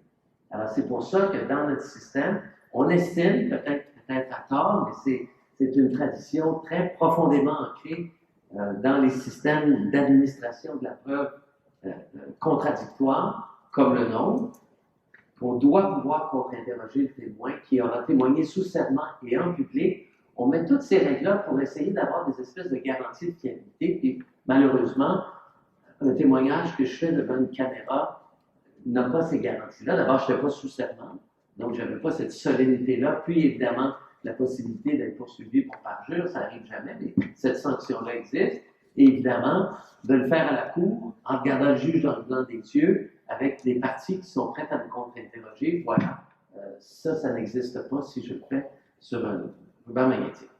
Donc, lorsqu'on a maintenant un témoignage écrit ou un témoignage qui a été enregistré, par exemple, sur bande vidéo, bien là, Vincent, on a les deux enjeux. D'abord, l'authenticité doit être établie du support matériel, que ce soit un écrit ou un élément matériel de preuve, mais en plus, comme c'est un témoignage, comme on le produit en preuve, non pas parce que j'ai une photographie de l'endroit, le juge peut faire ses propres constatations, mais je produis un enregistrement pour que le juge croie ce que la personne enregistrée a dit. Et là, j'ai l'enjeu de fiabilité qui s'ajoute à celui d'authenticité. Alors, c'est ça qui cause beaucoup de confusion, je crois, et c'est pour ça que dans la taxonomie qui, malheureusement, est faite sur deux axes différents, c'est-à-dire matériel d'une part et fonctionnel au niveau du témoignage, ça cause beaucoup de confusion, mais je pense qu'une fois qu'on le réalise et qu'on le maîtrise, les règles sont somme toute assez logiques. Donc, à ce niveau-là, je ne pense pas qu'il y ait de problème majeur. Cela dit, Vincent a posé la question, est-ce qu'il y a certaines règles développées dans le monde numérique dans le monde papier qui sont devenues désuètes, en particulier la règle de l'erreur? Et ça, je pense qu'effectivement, là, il y a quelque chose d'important qui se passe là, c'est-à-dire que au niveau de la preuve écrite, je le disais, on a un enjeu d'authenticité, et lorsque le document écrit que l'on veut produire est sur un support papier, ou en tout cas sur un support matériel, bracelet, peu importe, la règle de la meilleure preuve a tout son sens. C'est-à-dire que cette règle-là exige que l'on produise au tribunal l'original du document, celui qui en constitue la rédaction primitive, et non pas une copie. Et la logique derrière cette règle-là, c'est que si l'original est disponible, parce que si l'original n'est pas disponible, le droit prévoit qu'on peut arriver avec une preuve secondaire. Mais si l'original est disponible, pourquoi produire autre chose? Pourquoi arriver avec une copie ou pire, avec un témoin qui dirait « Oui, moi je m'en souviens du contenu du document, ça disait 1, 2, 3, 4, 5. » Donnez-nous l'original, puis on va le lire. Parce qu'on, présumément, tout le monde sait lire. C'est ça la règle de la meilleure preuve. Et c'est vrai que dans un monde papier, dans le fond, ce qu'elle permet d'accomplir, la règle de nécessité de l'original, la règle de la meilleure preuve, c'est d'assurer l'authenticité de ce que le tribunal aura sous les yeux. Et par exemple, vous pouvez réaliser pour un contrat le moindrement complexe, de pouvoir avoir le document en sachant que c'est ça qui a été signé, c'est ça que les parties ont eu entre les mains, d'autant plus qu'un document papier est quand même difficile à altérer, parce qu'il faudra gratter, effacer ou quoi que ce soit. Alors d'avoir l'original entre les mains, ça peut être très précieux. Lorsqu'on arrive avec des documents écrits sur support numérique, alors par exemple, on peut tout à fait, Vincent et moi, conclure un contrat par échange de courriel sans jamais avoir imprimé quoi que ce soit. Là, c'est vrai, Vincent, que la notion de règle à meilleure preuve devient un peu absurde parce que l'original, la vraie réalité, c'est qu'il n'existe pas dans ce cas-là. Est-ce que c'est celui que j'ai sur mon ordinateur, celui qui est sur le serveur, celui qui est transité, etc. Mais je pense que dans ce cas-là, la règle qui exige de prouver l'authenticité, dont l'intégrité est une partie, remplit la fonction, si on veut, de la règle à meilleure preuve lorsqu'on fait affaire avec un document papier. Et donc, moi, bien sûr, ce que je propose, bien humblement, c'est que lorsqu'on a un document papier, pour moi, la règle de la meilleure preuve a encore tout son sens, mais dans un monde technologique, effectivement, ça devient plus difficile. Et cela dit, il faut encore, avant que je puisse utiliser, disons, un courriel ou l'impression d'un courriel, parce que c'est vrai que la réalité dans nos tribunaux, ça se fait encore à 99% en papier, peut-être malheureusement. Alors, on imprime nos courriels, mais avant d'utiliser ça, je dois prouver d'une façon ou d'une autre qu'il s'agit effectivement de ce qu'il paraît être, qu'effectivement ce courriel-là a été envoyé à telle date par telle personne à telle autre personne. Donc, la preuve d'authenticité qui implique la preuve d'intégrité, telle que prévue dans la loi, est quelque chose qui est logique et qui a encore sa raison d'être. Mais pour ce qui est de la prohibition du oui-dire, parce que je pense que tu l'évoquais, je ne pense pas qu'on puisse en faire l'économie. Et troisièmement, un dernier point rapidement, parce que tu m'as interpellé sur les copies et les documents résultants d'un transfert. Mais d'abord, si la règle de la meilleure preuve disparaît, c'est-à-dire où l'on exige l'original, bien, toutes ces règles-là sur les copies et les transferts disparaissent du même coup, parce que l'idée derrière les articles 2840 et 2841, de prévoir toutes sortes de règles autour des copies qui doivent être certifiées, datées. Pourquoi ça existe? Avant même de s'interroger sur la copie puis le document résultant d'un transfert, moi, c'est pour ce système-là aussi compliqué. La raison est la suivante. Étant donné qu'on a la règle de la meilleure preuve qui exige la production de l'original, qu'est-ce qu'on fait dans le cas d'un acte notarié? Ça, c'est une question qui s'est posée. Un notaire ne se départira jamais de ses originaux. Ça reste dans sa limite. Ce qu'il émet, c'est des copies dédimées, des copies certifiées conformes. Et donc, le Code prévoit depuis longtemps que pour que la règle de la meilleure preuve soit rencontrée, soit on produit l'original, ou soit on peut produire une copie qui tient lieu d'original. À l'époque, seules les copies de certains documents produits par des officiers publics, directeurs d'état civil, des notaires, etc., avaient valeur d'original. Et donc, on ne violait pas la règle de la meilleure preuve si on arrivait avec une copie certifiée par un notaire ou un certificat de naissance qui a été émis par le directeur d'état civil. Là, à un moment donné, OK, la question s'est posée. Les institutions financières, dans les années 50, avaient des millions de chèques et d'instruments qu'ils devaient garder. Et on a, à ce moment-là, il y avait la technologie des microfiches. Il existait alors la loi sur la preuve photographique des documents, c'est-à-dire qu'on a permis aux institutions financières, qui étaient listées une après l'autre dans l'annexe de la loi, de pouvoir se débarrasser de leurs originaux papier et produire comme un notaire, comme une copie certifiée conforme, ces microfiches-là, puis ça avait valeur d'original. Donc, voilà, même si j'avais volontairement détruit mes originaux, la règle de la meilleure preuve était rencontrée. Et là, c'est posé la question, qu'est-ce qu'on fait maintenant qu'on peut scanner, etc. Et sont arrivés les articles 28, 40, 28, 41. Et oui, on peut faire des copies. Maintenant, ce ne sont plus seulement les institutions financières, c'est tout le monde dans cette salle. N'importe quel citoyen peut, figurez-vous donc, il n'y a pas eu beaucoup de débats autour de cette question-là quand la LCC-JDI a été adoptée, mais on peut maintenant se créer soi-même des copies qui ont valeur d'original. Et donc, par exemple, si je trouve chez moi que j'ai trop de papier, ben, je peux scanner tout ça, signer ou suivre les procédures à 28 40 et éliminer, mettre ça dans le foyer, me débarrasser de tous mes originaux et arriver devant le tribunal avec mes copies certifiées conformes. Puis là, ben, est arrivée cette notion-là, au lieu de juste de parler de copie, comme on fait depuis 400 ans en droit civil, on ne parlait que de copie. Là, on a introduit un autre concept qui est le document résultant d'un transfert, c'est-à-dire, ben là, la copie est faite en l'imprimant plutôt qu'en faisant un copier-coller sur un autre. Alors, c'est intéressant de parler notionnellement d'une copie d'un document résultant d'un transfert, mais pour nous, ça n'a aucune utilité au niveau du droit de la preuve. Depuis des centaines d'années, il y a bien des sortes de copies qui étaient faites et on n'a jamais fait ces distinctions-là. On peut avoir une copie manuscrite faite par un copiste ou un moine, j'imagine, je ne sais pas s'il y en a pas encore. Ensuite, il y avait des copies par Gestetner, je suis assez vieux pour me souvenir de ça. Ça sortait mauve pour nos notes de cours. Ensuite, évidemment, l'invention de la photocopie, etc. Alors, oui, il peut y avoir une copie qui est faite au moyen d'un scanner, puis il peut y avoir une copie qui est faite au moyen d'une imprimante. Et d'introduire des nouveaux concepts, si on est pour faire la nuance entre copie et document résultant de transfert, bien alors, on devrait aussi définir les copies carbone, puis on devrait définir c'est quoi une copie manuscrite, puis on devrait définir c'est quoi une photocopie, tant qu'à faire. Alors, ça n'avance à rien.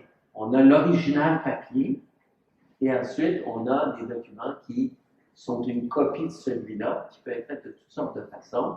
Et vous comprenez donc que 28, 40, 28, 41, ces notions-là, ça vient du fait qu'on veut permettre aux gens de pouvoir se débarrasser de leurs originaux papier qui prennent beaucoup de place, qui peuvent être perdus dans un incendie ou peu importe, et de pouvoir se créer des copies numériques que l'on pourra ensuite utiliser validement devant le tribunal sans se faire accuser de violer la règle de la meilleure preuve parce qu'on a détruit volontairement nos originaux.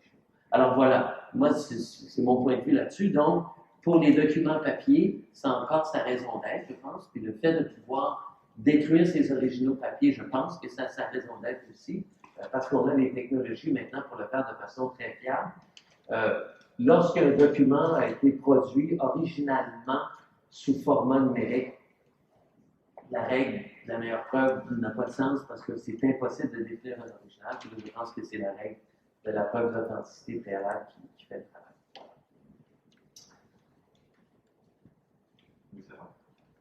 Oui, c'est un peu un cadeau entre guillemets que tu me fais là, parce que d'abord, je ne vais pas intervenir sur le droit québécois, que je maîtrise pas autant que les deux répondants, selon le terme que tu as utilisé. Et puis, je suis censé insister davantage sur la preuve dans 30 ans, la preuve numérique ou technologique dans 30 ans. Alors, pas prendre de risques, ça va être de la spéculation, presque divinatoire parfois, et puis assez dérangeant parce qu'en termes de nouvelles technologies, je pense que vous en avez tous conscience, les choses peuvent évoluer en 6 mois, 30 ans à mon sens, est-ce qu'on sera encore ici déjà? Je ne parle pas de nous en tant que personne, mais de l'humanité d'une manière générale. Bon, mais je vais essayer quand même de jouer le jeu, et je vais jouer le jeu en évoquant davantage des mouvements. Des mouvements qui sont aussi des risques, et qui finalement sont la traduction de ce qui va se passer dans 10, 20, 30 ans, voire au-delà. Et c'est assez intéressant de voir tout ce que vous avez évoqué, finalement, revient dans les mouvements que je vais retracer.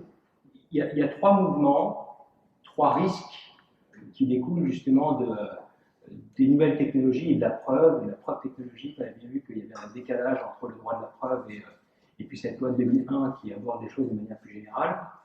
Trois mouvements qui se complètent. D'abord, il y a un phénomène de collectivisation, de publicisation, le terme n'est pas beau, mais des données.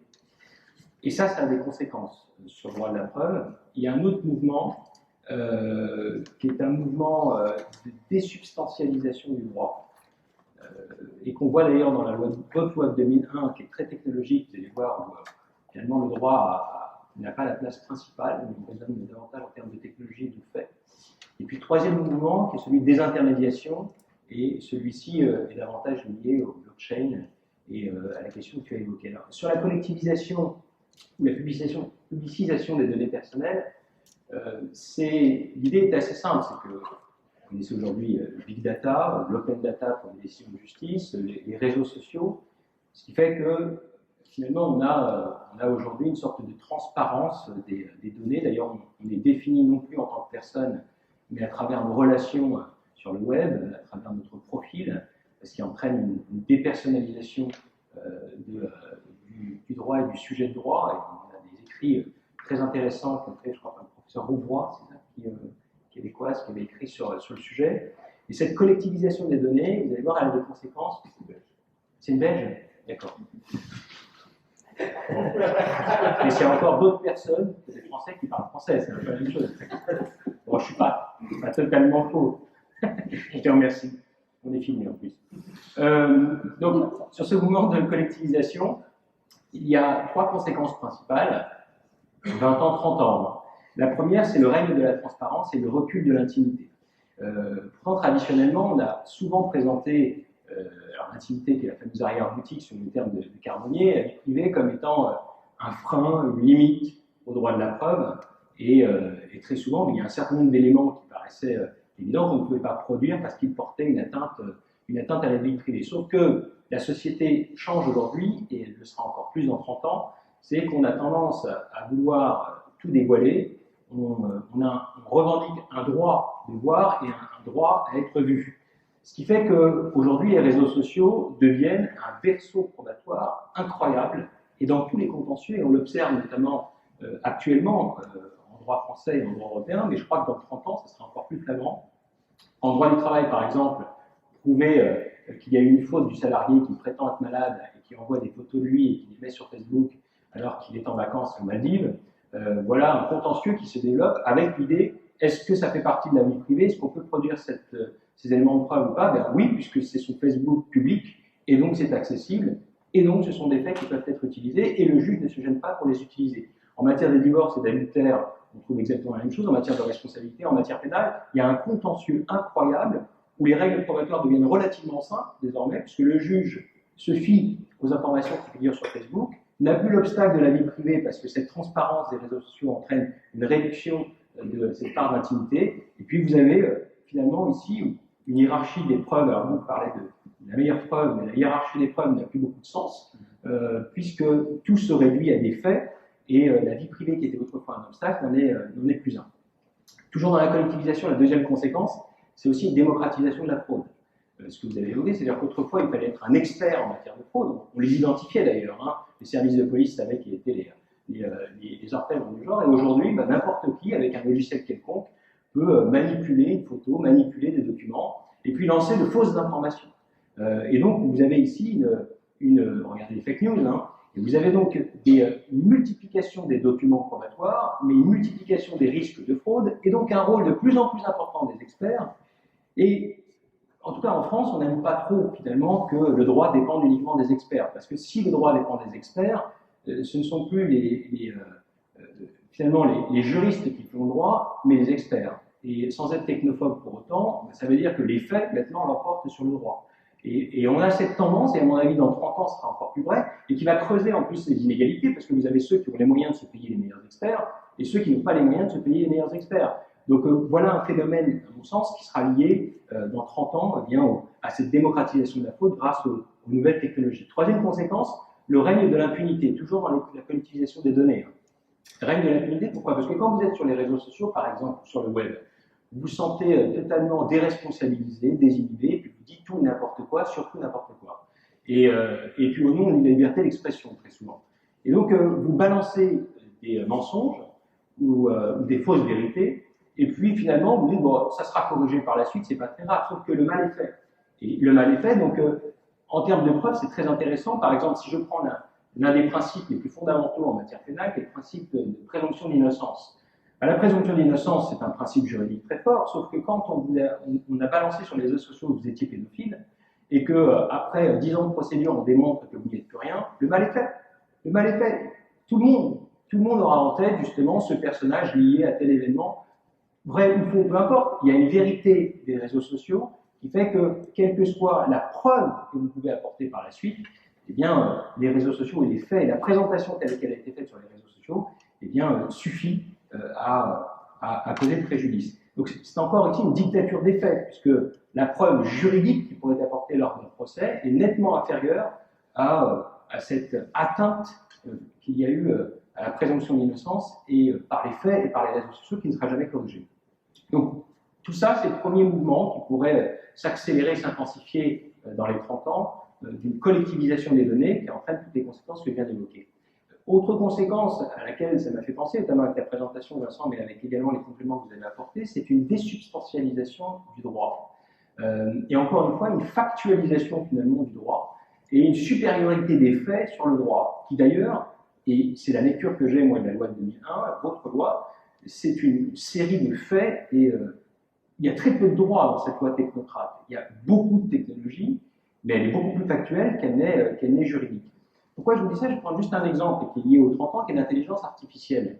Si je prends l'intelligence artificielle, et notamment les logiciels prédictifs, on en parle beaucoup. Dans les logiciels prédictifs, vous voyez bien qu'il va y avoir un bouleversement de notre ordre juridique, c'est-à-dire qu'on avait tendance autrefois à dire qu'il y avait le droit et les faits.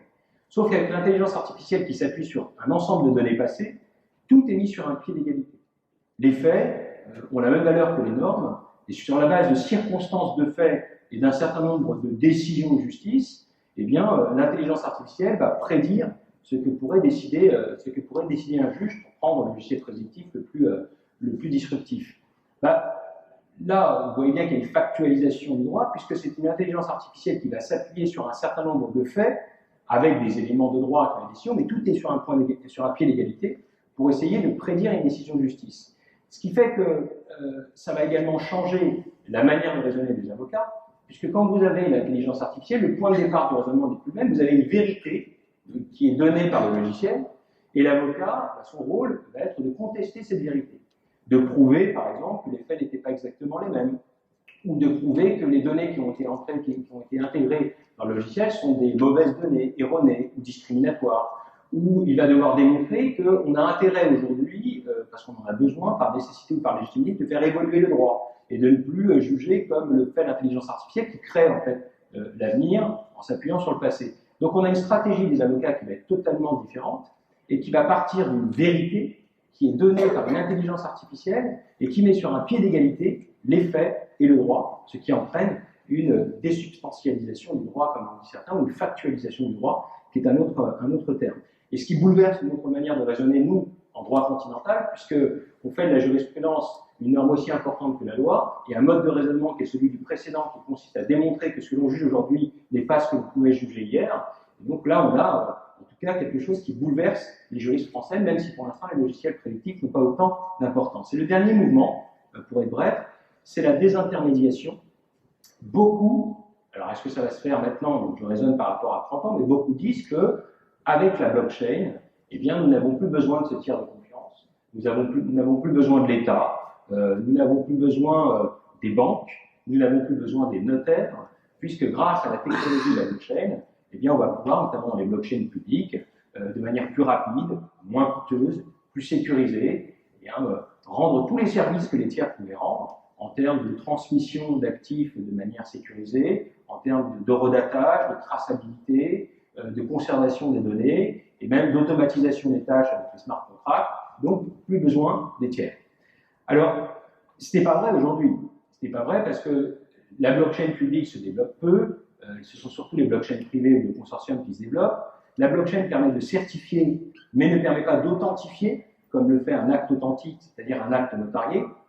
Donc, oui, on va pouvoir établir, même s'il y a encore quelques contestations la date du dépôt, de l'enregistrement, en tout cas de l'empreinte numérique, on ne peut pas garantir que le titulaire, celui qui a déposé le document, est titulaire justement de ce droit, donc c'est quand même plutôt limité. Ce qu'on sait, c'est ce qui rentre et ce qui sort, c'est la même chose, grâce à la blockchain, mais vous voyez que ça a ses limites, c'est-à-dire qu'on ne vérifie pas la capacité, on ne vérifie pas le consentement, on ne vérifie pas que la personne qui a effectué cette opération est bien titulaire des droits qu'elle a déclarés sur une blockchain, donc pour l'instant, c'est relativement limité.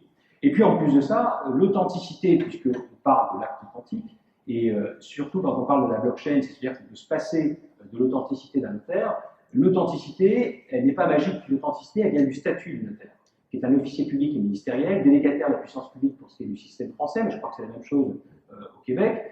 Et donc c'est son statut qui justifie justement cet acte authentique. Et l'acte authentique, et c'est pour ça que c'est très, très intéressant en termes de preuve, en fait l'acte authentique, l'acte notarié n'est pas une preuve. Et il y avait un terme qui a été utilisé par Marianne Crison-Roche qui est très intéressant, qui a dit c'est une anti-preuve. En réalité, l'acte authentique, il décrète une vérité. Et le notaire, bien entendu, puisque l'acte authentique est un acte normatif qui produit des effets de droit, il doit simplement vérifier que la vérité qu'il va décréter est bien conforme aux faits. Parce que, justement, c'est quand même son rôle. Mais ensuite, il pose une vérité, et il impose une vérité, qui est incontestable. Et ça, c'est le système du droit continental. Et le système du droit continental consiste à dire que quand on est dans un système notamment économique ou juridique, on fait le choix dans le droit continental de prévenir les risques. Et pour prévenir les risques, on préfère avoir un professionnel qui a une fonction particulière, un statut particulier, qui va établir des vérités, et ce sont ces vérités qui vont permettre justement un développement économique sain et durable. Ça, c'est le système européen. Sauf que le système américain, qui est un autre système, et c'est le système qui a entraîné les subprimes, au contraire, consiste à dire non, créer du risque, créer un maximum de risques, et puis on verra ce qui se passe, et s'il y a des dommages, on réparera les dommages a posteriori, de manière curative. Ça, c'est une idéologie du marché, c'est un mode de fonctionnement qui est celui du droit américain, qui a entraîné les subprimes, que l'Europe paye aujourd'hui, parce que ce ne sont même pas les Américains qui vont payer leurs bêtises, mais l'Europe paye aujourd'hui toutes ces conséquences des subprimes, et nous, on n'a pas choisi ce système. En Europe, on n'a pas encore choisi ce système. Sauf que dans 30 ans, justement, est-ce que l'acte authentique existera encore? Est-ce que les notaires existeront encore? Est-ce que le monopole des notaires existera encore? Quand on voit que l'acte authentique aujourd'hui peut être électronique, avec visio, et peut-être demain avec visio sans un notaire à proximité, est-ce que le notaire a encore sa place également dans l'authenticité? Donc ça, ce sont les questions qu'on se pose aujourd'hui. Mais surtout, c'est que cette idéologie du marché est aujourd'hui le dogme dominant. L'idéologie du marché consiste justement à raisonner en termes de prise de risque, d'initiative, principe d'innovation. Et donc, un système à l'américaine, c'est une idéologie qui séduit de plus en plus les pays européens et qui consiste à dire créer, justement, et on le voit avec la blockchain et les nouvelles technologies en France, développer des nouvelles technologies, développer des logiciels au nom du principe d'innovation et créer du risque. Et créer du risque, on verra ce qui se passe. Et s'il se passe des choses mauvaises, on réparera. Ça, c'est un mode de raisonnement qui est très américain. Et cette américanisation du droit, qui existe depuis de très nombreuses années, depuis les années 60, finalement a touché le droit de la consommation et de nombreux domaines, la justice également aujourd'hui. Et puis dans 30 ans, probablement, le droit de la preuve. Et si on considère effectivement qu'il faut créer du risque et voir ce qui se passe après, on n'aura plus besoin de notaire, plus besoin d'acte authentique, sauf ceux qui ont les moyens de se payer un acte authentique, mais on ne le rendra plus obligatoire. Et puis on a un système qui sera un système désintermédié, où finalement les nouvelles technologies auront pris le dessus. Donc, mon discours est un peu pessimiste, mais c'est dans 30 ans. Je vous dis encore une fois, nous n'existeront plus, donc finalement ce que je dis est purement spéculatif. Mais c'est surtout, à mon sens, la solution, c'est toujours la même. Finalement, on a l'impression de faire du nouveau vin dans de vieilles outres, puisque en réalité, le principe d'innovation doit être contrebalancé par un principe de précaution. Puisque ce sont des risques et des risques incertains, le principe de précaution est le terme qui convient. Et en réalité, comme on l'a toujours fait, je crois que la bonne conciliation des nouvelles technologies, et la loi de 2001, c'est très très très technique, et le droit de la preuve classique du beau code civil québécois, réside dans des principes procéduraux. Et ils ont été évoqués, je crois, toute cette soirée, le principe de loyauté, d'authenticité, de fiabilité, de transparence, du contradictoire, notamment avec le contre-témoignage notamment, du contradictoire ou encore l'égalité des armes, ce sont des principes procéduraux qui permettront, à mon sens, d'espérer que dans 30 ans, on puisse avoir une vraie conciliation entre les nouvelles technologies et le vrai droit de la preuve, qui est celui du code civil québécois. Merci.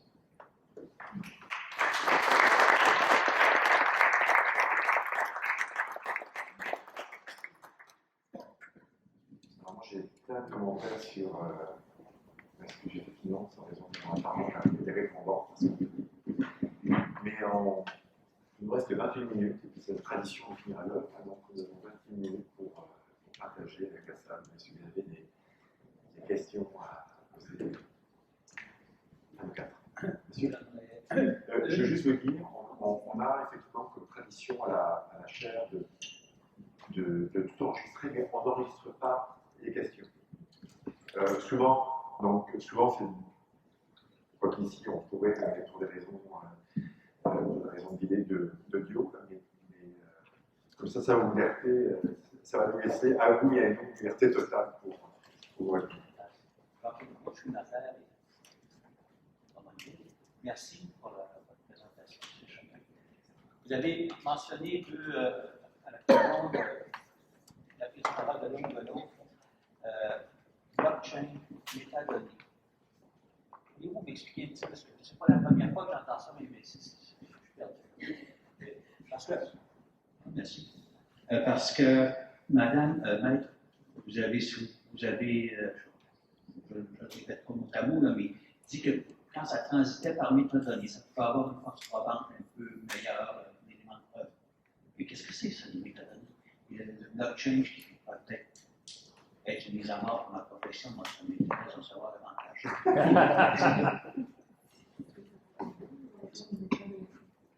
Sur les métadonnées, sur le point étymologique, c'est des données sur les données. Et je vais vous donner un exemple. Quand vous générez un fichier Word, par exemple, vous allez dans le fichier, vous descendez tout en bas, vous avez propriété. Et en dessous de propriété, vous avez à quel moment le document a été créé. Souvent, c'est modifié par qui a été créé. Il y a d'autres données incidentes qui peuvent être associées. Mais les métadonnées, vous en avez systématiquement pour les documents numériques. Vous en avez aussi, on a trouvé des métadonnées sur les plaquettes d'argile que l'on utilisait dans les civilisations mésopotamiennes, où les plaquettes étaient rangées dans des blocs, et les blocs étaient numérotés. C'était des données sur les données qui étaient permettées d'identifier. Donc, c'est des données qui permettent en matière de preuves, qui sont très souvent utilisées. Et justement, on peut savoir que c'est vous qui avez créé, comme notaire anonyme, ce fichier. Je prends un exemple très très simple. La blockchain, c'est compliqué, puis c'est toujours un peu dangereux. Devant mes prosélytes préférés, mais la blockchain, et puis on a différents types, mais c'est notamment un système d'utilisation de techniques de chiffrement qui ont été créées dans les années 70, notamment basées sur des systèmes de clés publiques et privées qui permettent de sécuriser assez efficacement, et puis surtout de manière décentralisée, certains documents. Mais je ne me hasarderai pas trop profondément sur la définition un peu technique de ces outils. Si je peux vous rassurer, là, les notaires québécois envisagent, c'est plus qu'envisagent, ils sont dans l'état de rédaction de règlements qui restent évidemment à valider, mais les notaires québécois envisagent, plus de 10 ans après les Français, d'avoir des actes notariés technologiques, et notamment suite à un succès, je pense, avéré, en tout cas dans l'hypothèse française. Mais ce sera par un système de chiffrement, ce sera sans doute par un système d'infrastructure publique qui utilise un système excusez-moi, des techniques de biclés avec une clé publique et privée. Mais à certains égards, il y a des liens avec la blockchain, mais on ne va pas du tout vous faire disparaître avec ce système-là. C'est simplement que. Merci. Ils ne vont pas vous faire disparaître, parce que je suis absolument pas indiqué, mais je crois qu'il y a une potentialité véritable d'aller dans cette voie-là. Et je sais que présentement, la Chambre des notaires est en voie de développement numérique. Ouais. En ce moment, l'exemple français qui existe présentement. Oui. L'acte notarié est dématérialisé. Mais ce n'est pas encore en fonction. Non, mais vous n'avez pas à vous inquiéter pour la blockchain. Ce qui inquiète tout le monde, ce serait le développement des blockchains publiques. Parce que ça crée un nouvel ordre avec ses propres valeurs, ses propres principes et ses propres règles, un État dans l'État, si vous voulez. Mais ce qui se développe actuellement à peu près partout dans le monde, ce sont les blockchains privées, les blockchains de consortium. D'ailleurs, pour les notaires, ils ont bien compris qu'il fallait maîtriser la technologie. Ils ont déjà une technologie qui était assez proche des blockchains avant, hein, le hachage, clé publique, clé privée, toutes ces technologies-là, ils les maîtrisaient déjà. Ils ont créé un espace notarial très sécurisé qui existe depuis très longtemps. Le dépôt électronique notarial qui est très sécurisé, on peut déposer des documents à la différence d'une blockchain où c'est uniquement une empreinte numérique, c'est développé depuis très longtemps. Donc ils ont bien compris que l'avenir de leur profession résidait dans la maîtrise des technologies.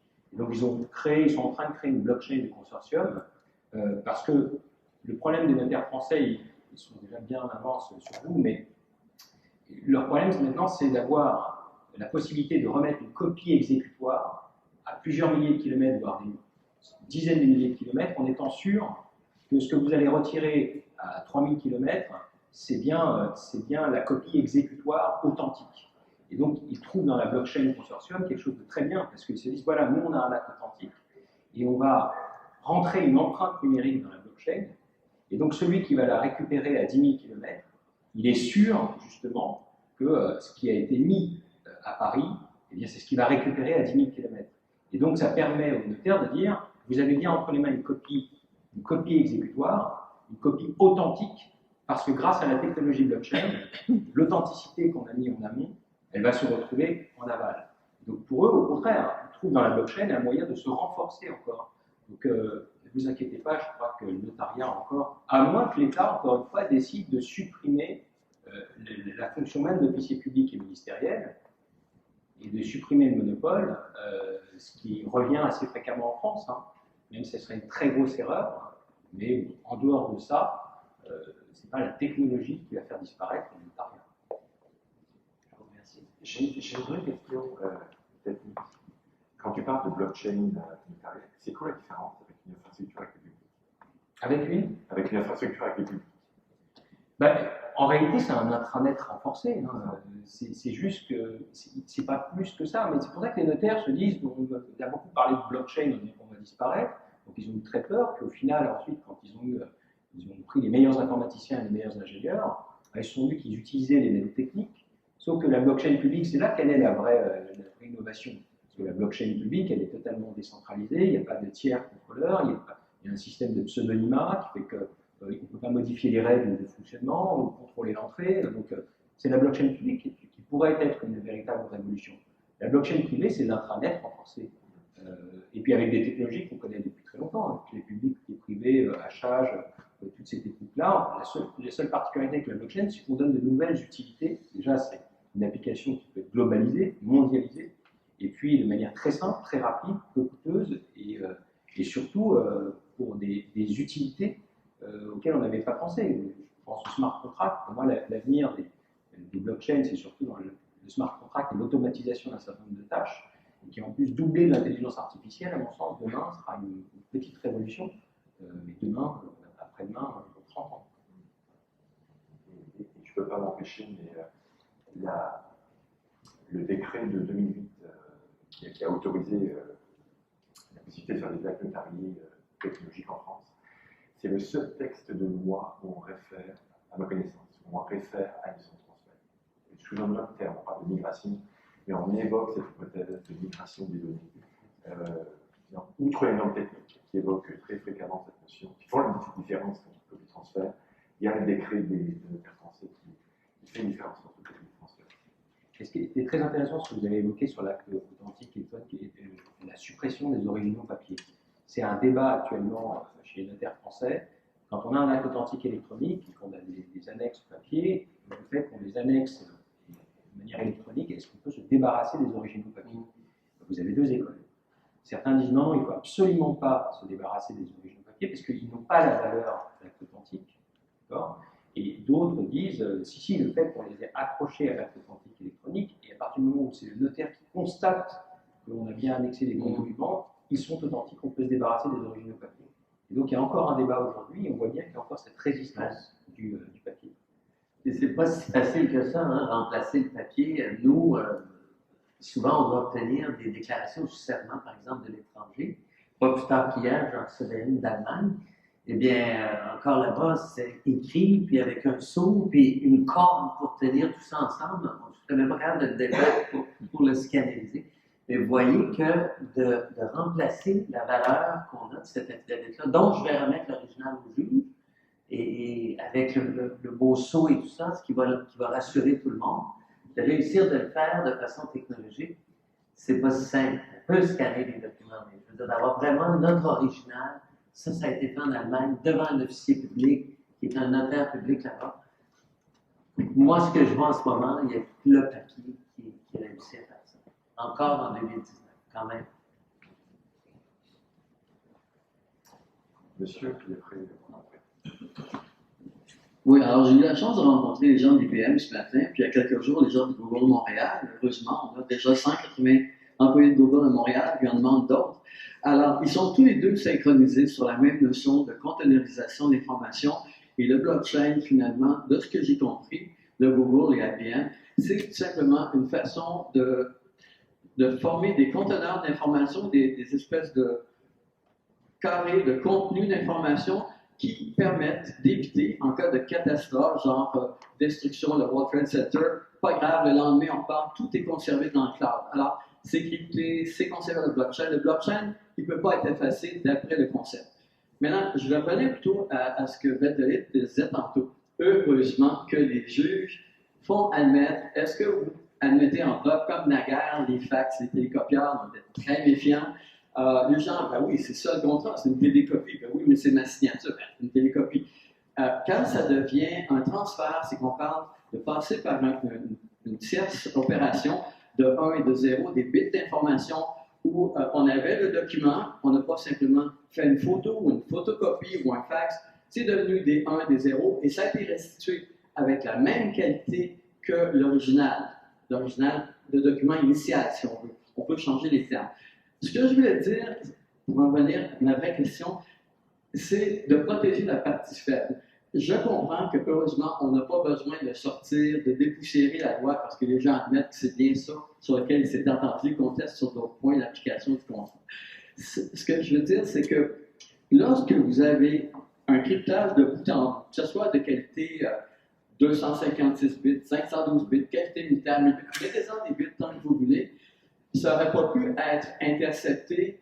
On a les métadatas, on a tout. Mais je prends un cas particulier qui est de brûlante actualité. Vous avez 2 millions de personnes de Desjardins. Vous avez quelqu'un qui a fait du piratage informatique à l'interne, une vraie trahison. Puis après, vous êtes, heureusement que Desjardins l'a admis, c'est que vous êtes le client, la partie faible. Là, d'un coup, vous remarquez votre compte de banque est vidé. Puis s'il n'y avait pas eu cette admission-là, qui est imposée par la loi, vous auriez à vous battre contre une grosse machine de dire « Voyons, c'est votre mot de passe, c'est votre identité. On a tout vérifié. Nous, on n'est pas responsable. Votre compte de banque est vide, mais c'est de votre faute. Vous avez confié le mot de passe à quelqu'un d'autre. » Donc, la loi sur la preuve aura toujours son importance et c'est vrai que ça sera toujours très difficile de pouvoir se battre contre des gens qui n'admettent pas que, dans le fond, vous avez été piraté. Ça a pris quand même plusieurs mois avant qu'ils admettent que ça a été piraté. Je me demande combien de personnes n'ont pas réussi, ont remarqué qu'il se passait quelque chose avec votre identité. Puis là, sûrement que Desjardins, comme d'autres institutions financières, on ne comprend pas. Nous, on ne comprend pas. Il faut justement pouvoir rétablir un équilibre, une question vraiment d'équité, de protéger la partie faible. Alors, qu'est-ce que vous pensez de tout ça?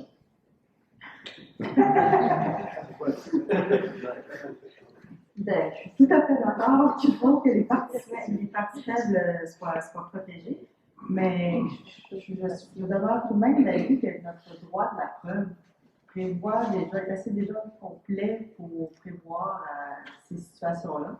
Je ne suis pas certaine que la loi dont on parle aujourd'hui apporte quelque chose nécessairement de différent, et peut-être même qu'au contraire, que la loi, à mon avis, favoriserait davantage l'institution financière plutôt que la partie faible, parce que la partie faible, je me disais, serait démunie devant les arguments qu'on invoquait pour dire non, c'est ça que j'ai fait, c'est ça que j'ai fait.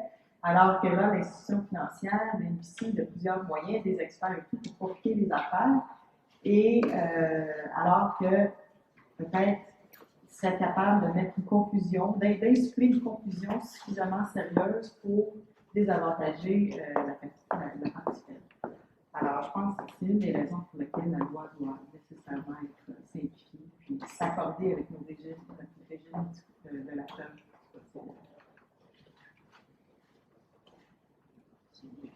Monsieur?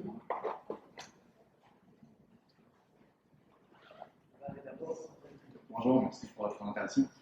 Moi aussi, je voulais rajouter vraiment juste une petite précision sur la blockchain. En fait, on pourrait simplement simplifier ça en mettant une base de données décentralisée. Donc, quand on parle, monsieur avait mentionné IBM, c'est simplement entre autres qu'on garde nos données.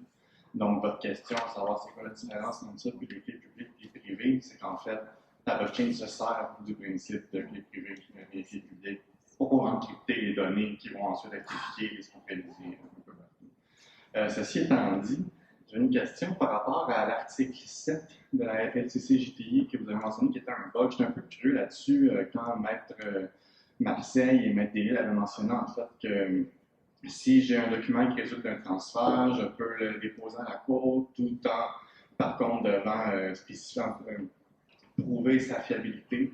Et Maître Delisle qui mentionnait que si on veut déstabiliser un adversaire, en fait, on a simplement à contester. Mais l'article 7 ne donne pas une présomption de fiabilité, justement, des documents qui résultent d'un transfert. Donc, pour démarrer tout ça, il faudrait en fait arriver avec un élément de preuve qui, je présume, est un peu fiable pour dire, bon, mais moi, je conteste ça parce que voici ce que moi aussi j'ai qui pourrait venir mettre en preuve la crédibilité du document. Ça donne une présomption, d'abord, il faut le dire, au niveau de la technique, je le dis, très déficiente, là, mais vous avez raison, le but, d'après ce que je peux voir, était de créer une présomption de fiabilité du support. Ce qui ne veut pas dire qu'il ne faut pas toujours prouver l'authenticité du document. C'est-à-dire que je pense que ce que le législateur a en tête, c'est si à chaque fois que je veux produire un courriel, je dois amener un expert pour expliquer c'est quoi le type de serveur que j'ai au bureau, puis comment c'est conservé, puis on n'en sortirait pas. Donc, il y a une espèce de présomption qui dit au niveau des supports qui sont utilisés, les supports technologiques, ou s'il y a un document qui a été transféré, par exemple le courriel, le fait que le système derrière tout ça, les technologies, étaient suffisantes pour préserver l'intégrité du document. Par exemple, le courriel que vous recevez, bien celui que j'ai envoyé, on n'a pas à le prouver à chaque fois, ça sera présumé. Cela dit, ça prend encore un témoin qui doit se présenter à la cour pour dire oui, effectivement, c'est moi qui ai envoyé ce courriel-là, parce qu'autrement, c'est trop facile pour moi d'écrire Marie-Louise Delisle en bas d'un courriel que j'envoie. Donc, oui, il y a une présomption, mais c'est au niveau des technologies utilisées pour le transfert.